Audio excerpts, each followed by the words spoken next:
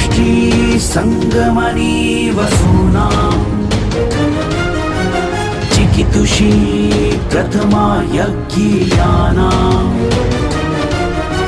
तां मा देवा व्यदध पुरुत्रा भूरिस्थात्रां भूय विषयन्ति। भारत विक्रम, भारतवर्ष की अक्षय कीर्ति गाथा।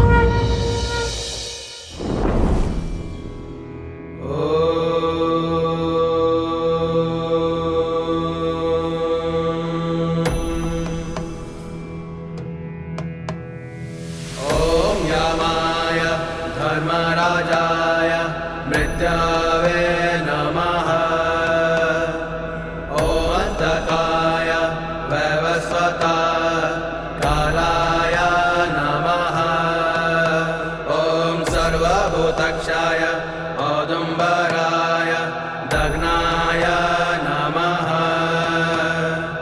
ॐ नीलाय पद्मेष्टिने नमः।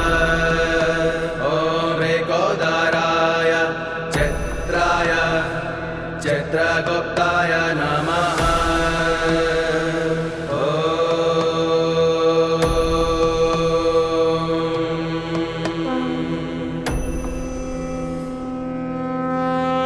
हे यमराज, धर्मराज, स्वयं मृत्यु, आपको प्रणाम। हे अंतक वैवस्वत, स्वयं काल, आपको प्रणाम। हे सर्वभतक्षय औदुम्बर, हे दग्न, आपको प्रणाम।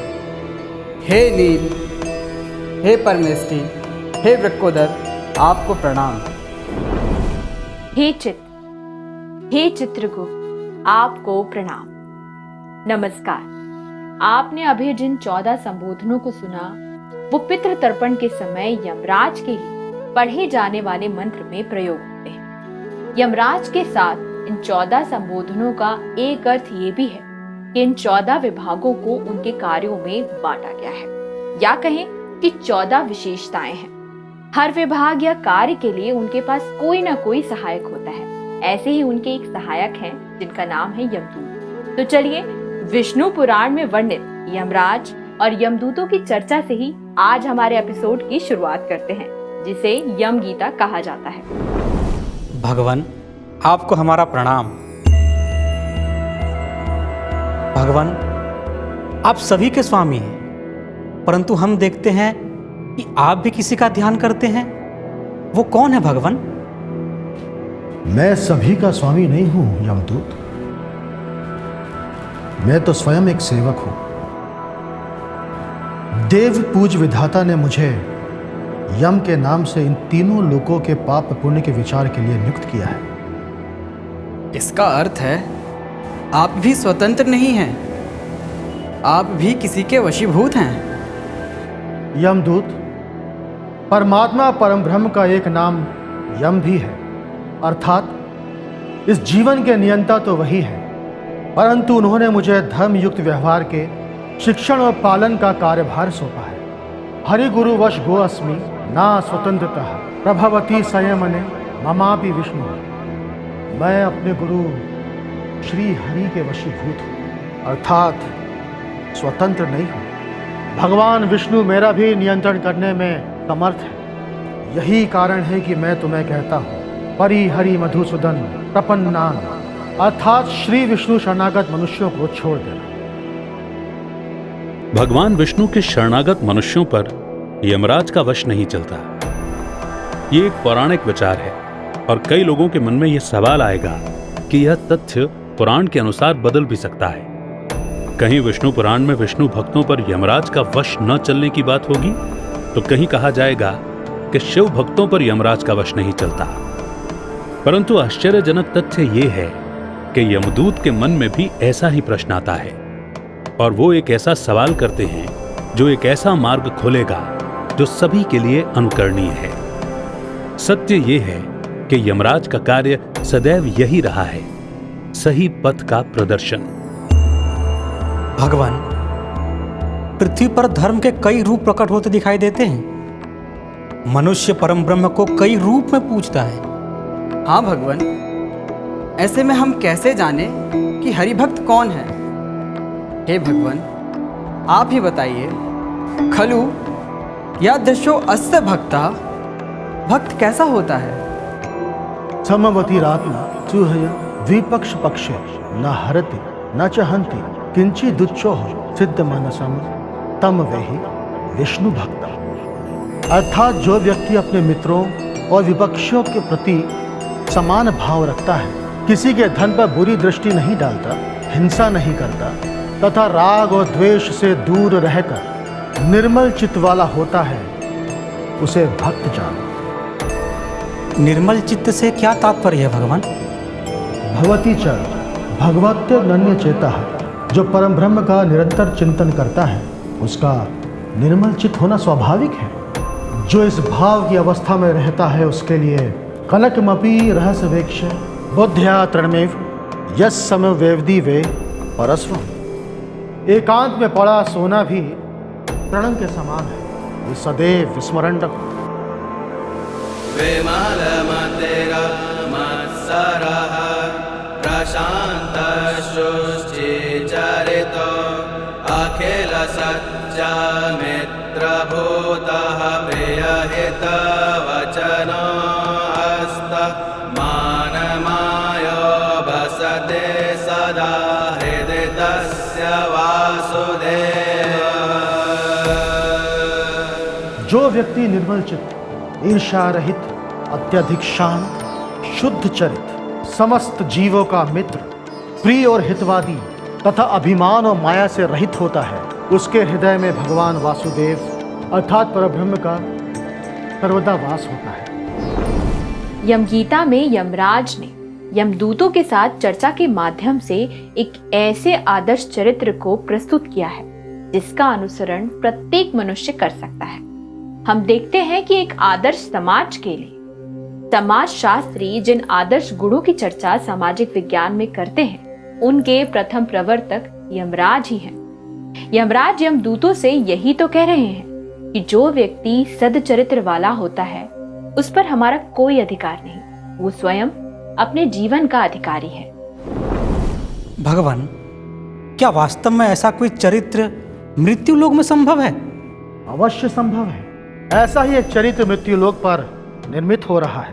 साथ ही निर्मित हो रहा है एक ऐसा चरित्र जिसे इस चरित्र की समझ है। इस चरित्र की पहचान करने वाले तो केवल आप हैं।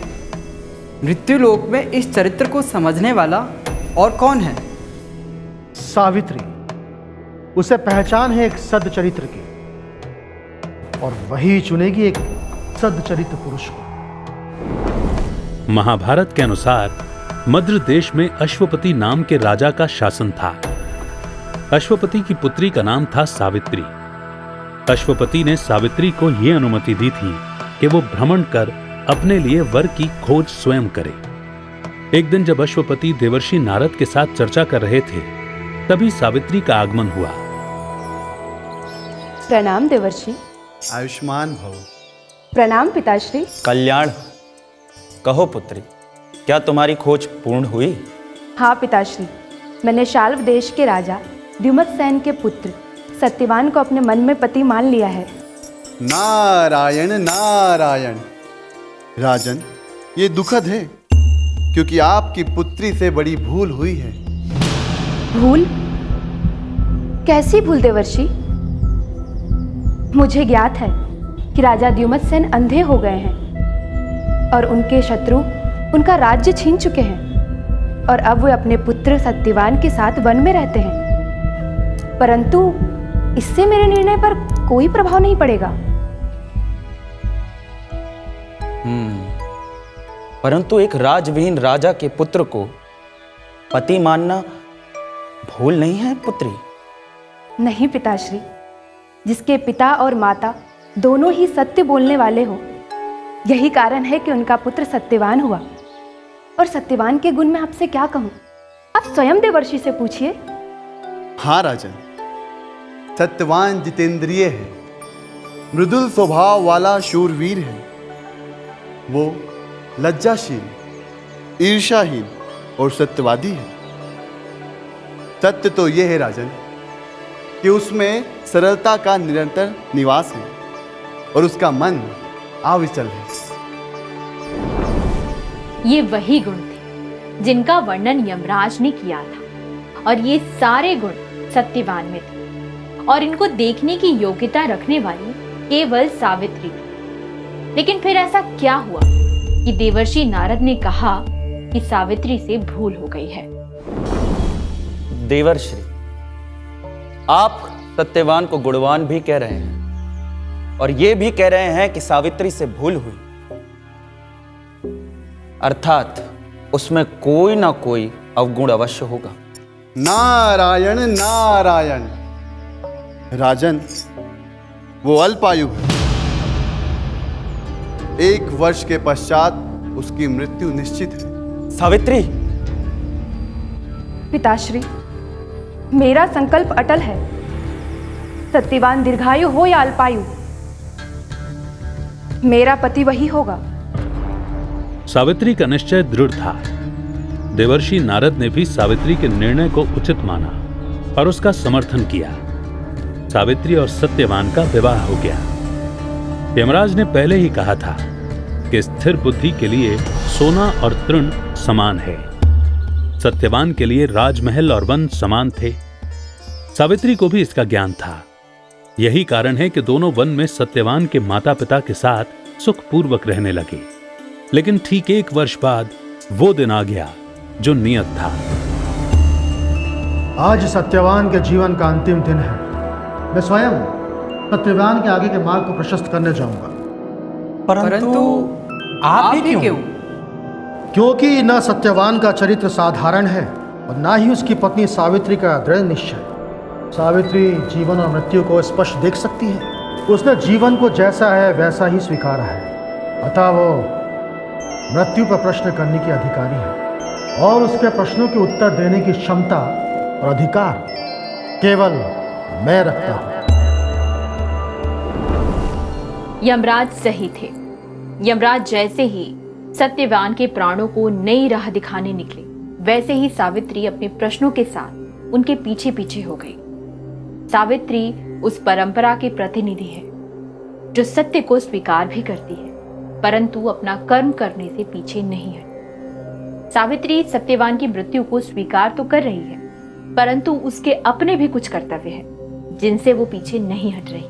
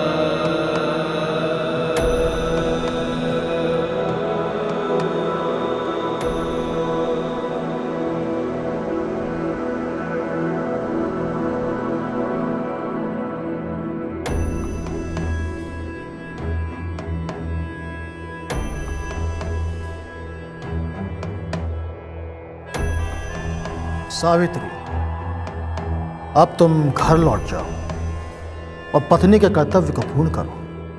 भगवान, पति को छोड़कर मेरा कोई कर्तव्य नहीं। जहाँ कहीं भी मेरे पति जाएंगे या ले जाए जाएंगे, मैं उनके साथ जाऊंगी। मुझे ज्ञात है कि आप सभी को सत्य का मार्ग दिखाते हैं। आपके द्वारा प्रदर्शित सच्चाई और दृढ़ता से अपने कर्तव्य का पालन करना ही मेरा लक्ष्य है। सत्य कहा। मैं तुम्हारे विचारों से प्रसन्न हूं।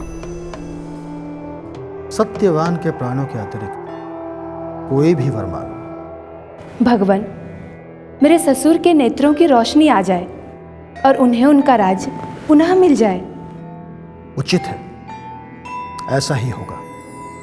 अब तुम्हें घर वापस लौट जाना चाहिए। आगे का मार्ग कठिन और दुष्कर है, तुम्हें कष्ट होगा।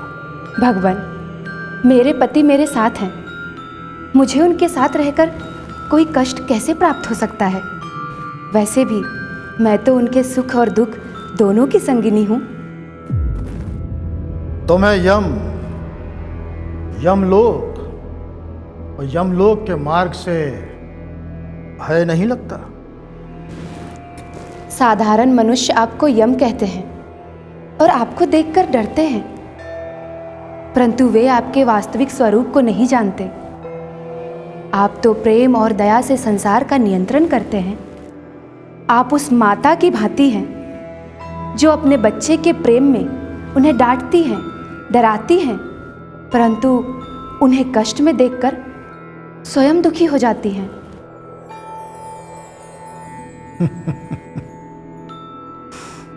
तुम ये भावुक बातें करके अपने पति के प्राणों को पाने की इच्छा रखती हो, परंतु ये असंभव है।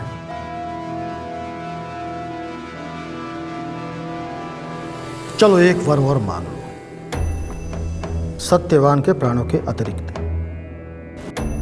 जो आज्ञा प्रभु। मेरे पिता को कोई पुत्र नहीं। मैं मानती हूँ कि पुत्र और पुत्री में कोई भेद नहीं, परंतु मैं तो अपने पति के घर पर रहती हूँ, और अब तो आप सत्यवान को भी लेकर जा रहे हैं। ऐसे में तो मुझे सास ससुर को छोड़ने का अवसर ही ना मिलेगा। फिर मेरे माता पिता की सेवा कौन करेगा?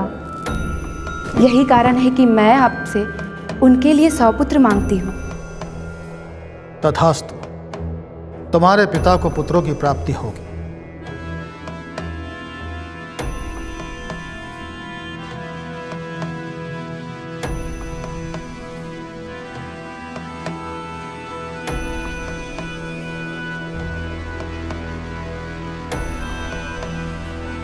अब क्या हुआ? तुम प्रसन्नतापूर्वक वापस क्यों नहीं चली जाती?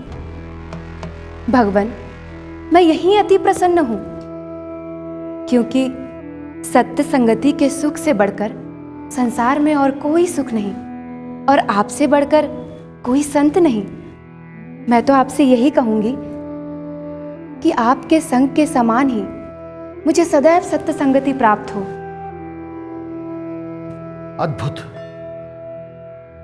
अद्भुत पुत्री, तुम्हारी शिक्षा अद्भुत है। मेरा कर्तव्य है कि मैं मानव को सही राह दिखाऊं, और यही तुम्हारी राह भी है। तुमने सत्य कहा है। मैं वही मां हूं जो अपने बच्चे को सही मार्ग पर चलाने के लिए डांटकर स्वयं रोती है। मैं वही शिक्षक हूं जो अपने शिष्य के सफलता प्राप्त कर लेने पर प्रसन्न होता है, और मैं तुम्हारी शिक्षा से अति प्रसन्न हूं। तो ठीक है,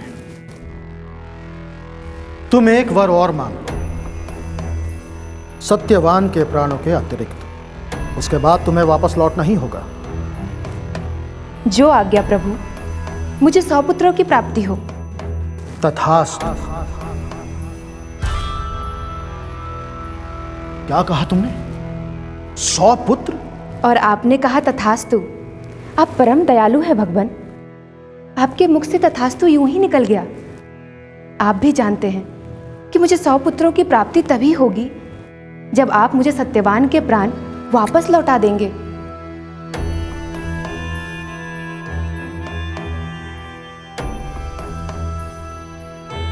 मैं सत्य कहता हूं, मेरा वश उन पे नहीं चलता जो सदचरित्र और कर्तव्यनिष्ठ है। तुम्हारा कल्याण हो। यमराज ने सत्यवान को सावित्री को सौंप दिया। अब कई लोग केवल ये मानेंगे कि ये सिर्फ एक कथा है, परंतु जरूरी सत्यवान का सत्य होना नहीं, बल्कि यमराज के इस कथन को समझना है कि एक सदचरित्र और कर्तव्यनिष्ठ व्यक्ति पर उनका कोई वश नहीं। यमराज का भयानक रूप केवल उन लोगों के लिए है जो मृत्यु के दिन ही यमराज और मृत्यु का स्मरण करते हैं। उनके लिए नहीं जो निरंतर जीवन की नश्वरता का ज्ञान रखते हैं और जीवन को पूर्णता में जीते हैं। अंत में धर्म और समाज के महान विज्ञानी यमराज को हमारा प्रणाम। अगले अंक में हम फिर मिलेंगे एक नए भारतीय ऋषि वैज्ञानिक के साथ। तब तक के लिए जुड़े रहिए और देखते रहिए भारतीय ऋषि वैज्ञानिक केवल भारत विक्रम पर। नमस्कार।